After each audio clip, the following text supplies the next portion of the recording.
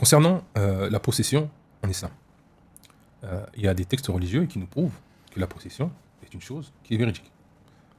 Le verset du Coran, dont les savants se servent, et qui est clair, quand on comprend le sens.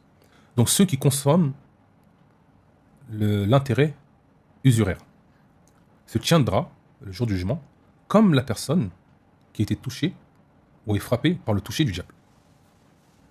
Donc Allah subhanahu wa ta'ala nous donne la manière dont va être la personne qui a mangé de l'intérêt usuraire le jour du jugement.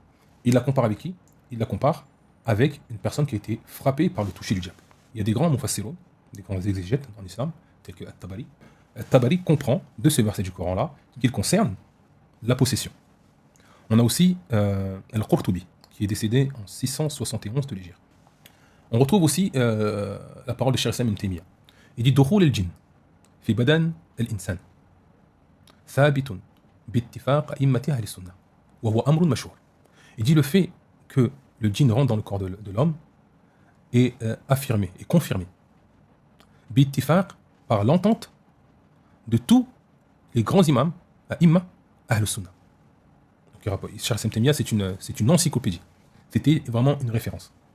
Et il dit, par rapport à son itinéraire, par rapport à ses connaissances, qu'il y a une entente de tous les imams d'Ahl Sunnah wal Jama'a pour dire que le djinn rentre dans le corps de l'homme, et il dit en plus, wa huwa amrun mashhur. C'est quelque chose qui est connu, quelque chose qui est très connu. Et ce qui est étonnant, c'est que la secte qui a renié l'entrée du djinn dans le corps de l'homme, c'est la secte des Mu'tazila. Et c'est par eux que on va dire que ça a commencé. C'est une parenthèse, puisque Ahl Sunnah wal Jama'a, comme on l'a dit, eux reconnaissent l'entrée du djinn dans le corps de l'homme. L'imam Ahmed, donc c'était une personne qui est très connue parmi les imams en islam, il y a son fils qui dit, Ya Abi, inna aqwaman yaqulun anna al-jinn la yadkhulun fi badan al-maswa. Donc, au père, il y a des personnes qui prétendent que le djinn ne rentre pas dans le corps d'un être humain.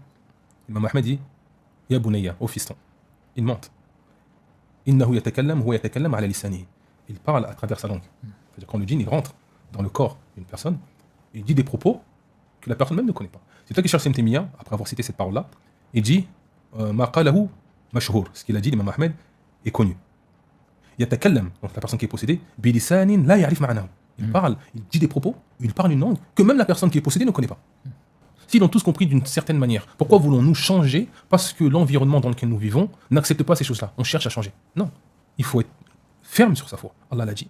Les compagnons, on l'a appliqué, le Prophète l'a dit aussi, les compagnons l'ont appliqué de telle manière, même si les gens se moquent de moi, hein, vous croyez, comme on a pu le voir dans certains commentaires, vous croyez au djinn, etc. Mais ça ne doit même pas nous toucher de quelque manière.